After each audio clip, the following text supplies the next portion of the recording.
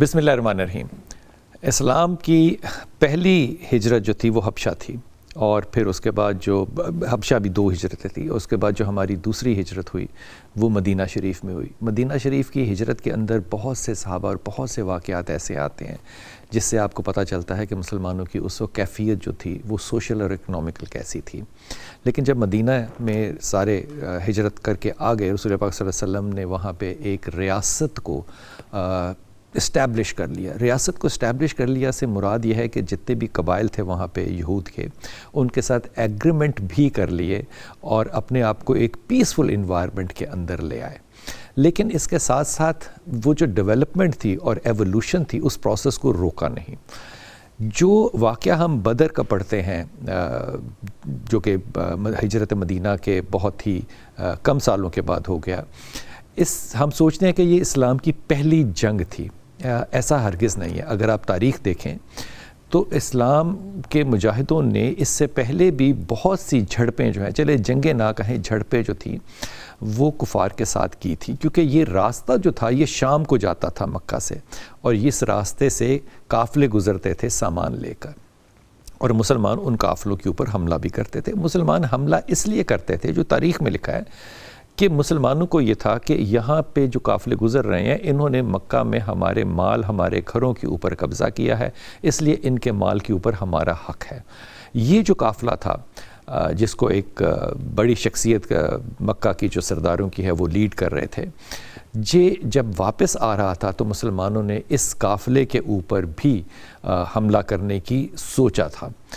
اور یہ پھر بدر کے مقام پہ جو جنگ ہوئی۔ لیکن میں اس کے پیچھے کی آپ کو بات بتا رہا ہوں۔ مسلمانوں نے جب اس کے اوپر سوچا تھا، اس لیے مسلمانوں کا جب آپ پورا تجزیہ کرتے ہیں تو جو 313 لوگ نکلے تھے ان میں سے صرف 5 گھوڑے تھے، تلواریں کم تھی، ذرہ نہیں تھی، ان پریپیئرڈ تھے۔ ہم ہمیشہ سمجھتے ہیں کہ شاید اس وقت مسلمان پریپیئرڈ نہیں تھے، لیکن وہ پریپیئرڈ اس لیے نہیں تھے کیونکہ مسلمان اس وقت بنیادی طور پہ ان کے ساتھ جنگ کے لیے نہیں نکلے تھے، وہ ان کا مال واپس اس لیے لینا چاہ رہے تھے۔ میں اب یہاں پہ لفظ لوٹنا بھی استعمال نہیں کرتا کیونکہ یہ بھی لفظ جو ہے یہ برا لگے گا بہت سے لوگوں کو کہ وہ بنیادی طور پہ قافلے کو لوٹنا تھا، کیونکہ ان کا خیال یہ تھا مسلمانوں کا کہ یہ مال جو ہے یہ وہی مال ہے جس سے یہ ارن کر رہے ہیں جو کہ ہم وہاں پہ چھوڑ کے آئے ہیں۔ لیکن جب یہ قافلہ واپس آ رہا تھا تو اس قافلے کو جاسوس کے ذریعے یہ پتہ چل گیا کہ مسلمان جو ہیں وہ راستے میں ان کو انکاؤنٹر کریں گے۔ انہوں نے بھی اپنا جاسوس مکہ بھیجا، اور مکہ سے انہوں نے پھر لوگوں کو پرسو کیا، جس میں بڑے بڑے سرداروں نے بڑی تقریریں کیں، اپنا بڑا مال دیا، اور پھر وہاں سے اس قافلے کو پروٹیکٹ کرنے کے لیے وہاں سے تقریباً 950 یا 1000 کے قریب جو لوگ تھے ان کو جنگی سامان دے کر، یعنی کہ گھوڑے، تلواریں، سب چیزیں دے کر بھیجا کہ مسلمانوں کو یہاں پہ جا کے روکا جائے اور مسلمانوں سے لڑائی کی جائے۔ اسی لیے کفار کے پاس جو جنگ کا سامان تھا، جو اسلحہ تھا، وہ بہت زیادہ تھا۔ اس میں بڑے سبق ملتے ہیں۔ مثال کے طور پہ رسول پاک صلی اللہ علیہ وسلم کو علم نہیں تھا کہ وہ کتنے لوگ آئے ہیں، اس قافلے کے علاوہ کہ وہ لوگ کتنے مکہ سے آئے ہیں لڑنے کے لیے، تو ان کی تعداد جاسوس نے بتائی جب، تو وہ اس کا اندازہ اور تجزیہ لگایا گیا کہ وہ کتنا گوشت کھاتے ہیں، ذبح کتنا کرتے ہیں، اس سے کہ ایک اونٹ جو ہے وہ تقریباً 300 لوگوں کے لیے کھانا پرووائڈ کرتا تھا۔ تو انہوں نے سوچا کہ اب یہ لوگ جو ہے یہ 900 سے زیادہ اور 1000 سے کم ہے اونٹوں کے اوپر کہ کتنی قربانی کرتے ہیں۔ اس جنگ کے اندر جو کہ اس جگہ پر ہوئی جہاں پہ پانی تھا، اور اسی لیے پانی کا کنواں تھا یا پانی کا تالاب تھا، زیادہ تر تاریخ میں تالاب جو ہے اس کا ذکر کیا جاتا ہے، لیکن ہم اس کو بدر کی جگہ کو کنویں سے بھی منسوب کرتے ہیں کہ یہاں پہ کنویں کا پانی تھا۔ مسلمانوں نے اس پانی کے اوپر قبضہ کیا اور اس پانی کو پھر دشمنوں تک، کفار تک جانے سے روکا بھی۔ یہ ان کی ایک اسٹریٹجی تھی۔ پانی کو روکنا بھی ایک بہت بڑی عربز کی اسٹریٹجی ہمیشہ ہوا کرتی تھی، جو کہ ہم بعد میں پھر کربلا کے میں اندر بھی دیکھتے ہیں کہ وہاں پہ پانی کے اوپر قبضہ کر کے پانی کو روکا گیا تھا۔ یہاں پہ چیدہ جو چند واقعات بہت زیادہ ملتے ہیں، وہ ایک تو رسول پاک صلی اللہ علیہ وسلم کی، کیونکہ لوگ 313 تھے صرف، جو رسول پاک صلی اللہ علیہ وسلم جب آئے ہیں یہاں پہ تو آپ نے نیزے کے ساتھ لائن لگا کر سب کو اکٹھا کر کے تو پھر لوگوں کو گنا تھا۔ یہی وہ مشہور واقعہ ہے جہاں پہ کہ ایک صحابی نے کہا تھا کہ جب آپ لوگوں کو گن رہے تھے تو آپ نے ایک لکڑی کی چھڑی تھی، وہ چھڑی بھی نہیں تھی، جیسے ٹہنی کہنا چاہیے، وہ اس سے مجھے مارا تھا، اس سے حالانکہ مارا نہیں تھا، آپ نے اس کو سیدھا کرنے کے لیے اس کے جسم سے اس کو لگایا تھا کہ لائن میں کھڑے ہوں تاکہ گرنے جائے. تو یہ صحابی جو تھے جنہوں نے آخری وقت میں جب رسول پاک صلی اللہ علیہ وسلم نے کہا تھا کہ کسی کا میں نے کچھ دینا ہے تو وہ اسی وقت دنیا میں لے لے اس کی بجائے کہ وہ آخرت میں مجھ سے لے, تو صحابی نے کہا کہ آپ نے مجھے چھری ماری تھی بدر کے دور میں, تو میں بھی ماروں گا, بدلہ لوں گا معاذ اللہ. تو رسول پاک صلی اللہ علیہ وسلم کو وہ صحابہ نے روکا بھی, لیکن اس نے کہا نہیں میں اپنا بدلہ لوں گا. تو جب وہ چھری اس کو دی گئی یا آپ بھی اپنا بدلہ لے لیں, تو اس نے کہا ایسا تو نہیں, میرا تو اس وقت جسم جو تھا وہ ننگا تھا, یعنی کہ میں نے کرتا نہیں پہنا ہوا تھا, تو رسول پاک صلی اللہ علیہ وسلم بھی اپنا کرتا جو ہے وہ اونچا کریں تاکہ میں یہ مار سکوں. رسول پاک صلی اللہ علیہ وسلم نے جب کرتا اونچا کیا تو اس نے لپٹ کے رسول پاک صلی اللہ علیہ وسلم کو چوما اور کہا کہ یا رسول اللہ, ہم آپ کے اہل بیت سے نہیں ہیں, میرے اعمال بھی کم ہیں, تو اب جو میں نے آپ کو چوما ہے روز قیامت میں کم از کم اللہ کو یہ تو کہہ سکتا ہوں کہ مجھے اس نسبت سے میری معافی قبول کر لے کہ میں نے تیرے نبی کے جسم کو چوما ہوا ہے. یہ محبت کا ایک طریقہ ہے صحابہ کا.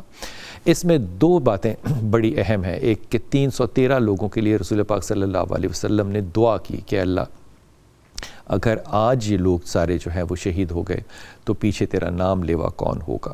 اس دعا کے اوپر بخاری شریف میں ایک بڑی لمبی حدیث ہے جس پہ کہ رسول پاک صلی اللہ علیہ وسلم جو ہے اپنے ہاتھ اٹھا کے دعا کر رہے تھے اللہ سے رو کے, اور اتنے ہاتھ اٹھے ہوئے تھے اللہ تعالیٰ کے رسول کے جو ہاتھ اٹھا کے دعا کرتے ہیں کہ آپ کی بغلوں کی جو روشنی تھی وہ حضرت ابوبکر صدیق جو ہیں وہ دیکھتے تھے, اور پھر حضرت ابوبکر صدیق نے آپ کی چادر آپ کو لپیٹی اور آپ کو کہا کہ یا اللہ یا رسول اللہ صلی اللہ علیہ وسلم, اللہ نے آپ کی سن لی, آپ روئے نہ اتنا. یہ بڑے دل کو چھونے والے واقعات ہیں اس میں, کیونکہ مسلمانوں کے پاس وسائل کم تھے, لیکن ان کی طرف سے کفار کی طرف سے تقریباً 1000 لوگ جو تھے وہ لڑنے کے لیے آ گئے. اس میں ابو جہل جو تھا وہ بہت پیش تھا بحیثیت سردار کے, لیکن یہاں پہ انصار 2 بچے تھے. میں اس واقعے سے پہلے ایک اور بات بتا دوں. جب وہ مکہ سے مدینہ سے نکلنے لگے تھے تو اللہ کے رسول نے پوچھا تھا صحاب سے کہ تم ہمارا ساتھ دو گے سارے لوگ. تو یہاں پہ وہ ایک صحابی آپ کو یاد ہے, اس نے کہا تھا, اس نے کہا ہم موسیٰ کے ساتھ ہی نہیں ہیں جو آپ کو چھوڑ کے چلے جائیں, آپ ہمیں پانی میں کہیں گے نا تم پانی میں اتر جائیں گے. یہ ایمان کی کیفیت تھی جو کہ اس وقت مسلمانوں کے اندر تھی اور صحاب کے اندر تھی, اور یہی بات کو سچ کر کے انہوں نے بدر کے میدان میں بھی دکھایا. 2 بچے تھے, اور یہ بچے جو تھے یہ چھوٹے تھے, لیکن یہ جب کاؤنٹنگ ہو رہی تھی تو پہلے ان کو کہا گیا کہ یہ چھوٹے ہیں, یہ بچے یہ نہیں جائیں گے. انصار بچے تھے تو وہ قد اٹھا کے کھڑے ہو گئے, یعنی کہ اپنے پنجوں پہ کھڑے ہو گئے. انہوں نے کہا کہ ہم بڑے ہیں اور لڑنا جائیں گے. ان کا بڑا مکالمہ ہے بخاری شریف میں کہ ان بچوں نے لڑنے کے لیے خصوصی طور پہ جو ہے وہ اجازت مانگی کہ ہم لڑیں گے. یہی وہ 2 بچے ہیں جنہوں نے ڈھونڈتے ہوئے اور پوچھتے ہوئے, دائیں بائیں پوچھتے ہوئے جو ہے وہ جا کے پتہ کیا کہ ابو جہل جو ہے ان میں سے وہ کون ہے. وہ پہچانتے نہیں تھے. پھر ابو جہل کے ساتھ وہ لڑے اور ابو جہل کو انہوں نے زیر کیا. جب زیر کیا اور اس کو گرا دیا تو آپ دونوں بچے تھے, انہوں نے یہ سوچا کہ اب یہ ابو جہل جو ہے وہ مر گیا ہے. وہ مرا نہیں تھا, وہ لیٹا ہوا تھا. تو وہاں سے پھر ایک اور صحابی کی روایت بھی ملتی ہے کہ وہ وہاں سے گزرے تو انہوں نے دیکھا کہ وہ بھی مرا نہیں ہے, تو انہوں نے اس کی گردن کو کاٹا. لیکن گردن کو کاٹنے سے پہلے وہ اس کے سینے پہ بیٹھے تھے جب اس کی گردن کو کاٹنے کے لیے. تو یہ تکبر دیکھیے کہ کتنا زیادہ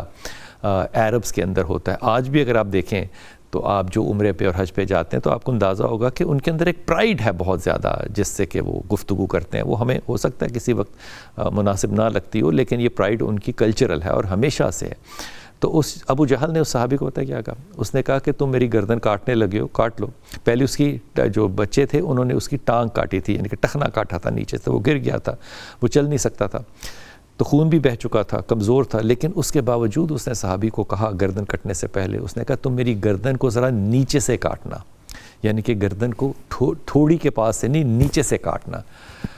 کیوں نیچے سے کاٹنا؟ اس نے کہا کیونکہ مجھے پتہ ہے کہ تم میری گردن کاٹنے کے بعد فتح کو جب سیلیبریٹ کرو گے تو تم نیزے کے اوپر میری گردن کو لگاؤ گے. تو جب نیزے پہ میری گردن لگی ہو تو لوگوں کو پتہ چلے کہ لمبی گردن والا جو ہے یہ سردار عرب ہے, یہ کوئی معمولی انسان نہیں ہے. اس کے اندر بھی ان کی ایک پرائیڈ تھی. یہ ساری جنگ کا جو واقعہ ہے یہ ہمیں سبق کیا دیتا ہے؟ یہ سبق یہ دیتا ہے کہ اللہ کی رحمت کے بغیر, اس میں اللہ نے پتہ کیا کہا کہ میں مسلسل تمہاری مدد کے لیے فرشتے جو ہے وہ آسمان سے اتاروں گا. اور اللہ کے رسول نے جنگ شروع ہونے سے پہلے جس جس جگہ پہ جا کے اپنی سٹک کے ساتھ نشان لگایا تھا کہ یہاں پہ یہ گرے گا، یہاں پہ یہ گرے گا، یہاں پہ یہ گرے گا، اس جگہ سے وہ شخص جو کافر تھا، جو لڑنے کے لیے آیا تھا، اس کی لاش صحابہ نے وہاں سے اٹھائی۔ اس سے یہ بھی بات ختم ہو جاتی ہے کہ اللہ کے رسول کو غائب کا علم نہیں ہے۔ اللہ کے رسول کو یہ بحثیں کرنی اس لیے شاید ہمیں پڑتی ہیں کیونکہ ہم نے باقاعدہ طور پہ احادیث کو سبق کے طور پہ یا نہ سیکھا ہوتا ہے نہ پڑھا ہوتا ہے۔ ایک ایک چیز جو تھی وہ اللہ کے رسول نے پہلے بتائی تھی، لیکن اس کے باوجود آپ کو علم تھا کہ یہ یہاں پہ مریں گے اور یہاں پہ گریں گے۔ اللہ تعالیٰ کے رسول نے جنگ شروع ہونے سے پہلے ساری رات جو ہے وہ اللہ کے آگے دعا کی کہ مسلمان جو ہے ان کو فتح نصیب ہو، اور اللہ تعالیٰ نے پھر مسلمانوں کو فتح بھی دی۔ اس میں ایک اور بہت مشہور واقعہ جو ہے وہ حضرت بلال حبشی کا بھی ملتا ہے، جس میں کہ حضرت بلال حبشی کو جس شخص نے میں نام کسی کا دانستہ طور پہ نہیں لے رہا، کسی کو برا لگ سکتا ہے، اپنے پاس غلام رکھا ہوا تھا، وہ شخص بھی پکڑا گیا۔ تو وہ ایک صحابی ان کو پکڑ کے لا رہے تھے، تو حضرت بلال حبشی نے شور ڈال دیا کہ یہ اگر یہاں آ گیا تو یہ پھر یا یہ رہے گا یا میں رہوں گا، یعنی کہ یہ تو میرا مالک ہوا کرتا تھا ایک زمانے میں۔ تو حضرت بلال حبشی نے اور صحابہ نے پھر اس کو وہاں پہ مارا، حالانکہ وہ قید میں آ چکا ہوا تھا، کیونکہ اس نے بہت زیادہ ظلم کیا تھا حضرت بلال حبشی پہ۔ مسلمانوں کی یہ ساری جنگ اور جد و جہد جو ہے وہ صرف ایک بات پہ کھڑی ہے، 5 گھوڑوں کے ساتھ 1000 لوگوں کا مقابلہ نہیں کیا جا سکتا، 10-12 تلواروں کے ساتھ اور بغیر ذرہ کے کسی چیز پہ گزارا نہیں کیا جا سکتا۔ اسی جنگ کے اندر ایک واقعہ مشہور ہے کہ صحابی جو تھے وہ کھجوریں کھا رہے تھے، اور رسول پاک صلی اللہ علیہ وسلم جو ہے وہ مسلمانوں کو یہ خطبہ دے رہے تھے کہ جو شخص اس جنگ کے اندر جائے گا اور بغیر ذرہ کے، یعنی کہ شیلڈ کے بغیر، یعنی کہ اس یونیفارم کے بغیر لڑے گا، اللہ اس کو جنت دے گا۔ اس شخص نے فوراً کھجوریں جو ہیں وہ اللہ تعالیٰ کے رسول کے پاس رکھ دیں اور کہا کہ یا رسول اللہ، آپ جو کہہ رہے ہیں کہ یہ میں لڑوں گا تو جنت میں جاؤں گا، تو میرے اور جنت کے درمیان صرف میری شہادت ہے؟ اللہ کے رسول نے کہا ہاں صرف شہادت ہے۔ وہ گیا، وہ لڑا، بہت سوں کو مارا اور پھر شہید ہوئے، اور پھر اس کو غسل جو ہے وہ فرشتوں نے آ کر دیا۔ یہ سارا کا سارا واقعہ جو ہے یہ تاریخ کے اندر، احادیث کے اندر موجود ہے، تاریخ میں بھی موجود ہے، حدیث میں بھی موجود ہے۔ لیکن میری یہ درخواست ہوگی اپنے بچوں سے، اپنے دوستوں سے، اپنے طالب علموں سے کہ وہ اس واقعے کو جب بخاری شریف میں یا حدیث میں پڑھیں تو اس کے بعد وہ اس کو روڈ ٹو مکہ جو محمد اسد کی کتاب ہے اس میں بھی ضرور پڑھیں، کیونکہ اس میں بڑی تفصیل کے ساتھ اس کا سارا ذکر کیا گیا ہے۔ اس سے سبق مسلمانوں کو ایک ہی ملا، طاقت کم ہو، اگر ایمان زیادہ ہو اور ایمان کی طاقت سے آپ لڑ رہے ہوں تو تعداد میٹر نہیں کرتی۔ آپ قوت کے ساتھ لڑتے ہیں ایمان کی طاقت سے، آپ قوت کے ساتھ اس لیے نہیں لڑتے کیونکہ آپ تعداد میں زیادہ ہیں۔ اگر یہ بات بدر میں سچ تھی تو مسلمانوں کے لیے یہ بات جو ہے یہ آج کے دور میں بھی سچ ہے۔ آپ نے تیاری ضرور کرنی ہے، لیکن آپ کی جیت اور فتح جو ہے اس کا ضامن آپ کا ایمان ہوگا اور اللہ تعالیٰ کی رحمت ہوگی۔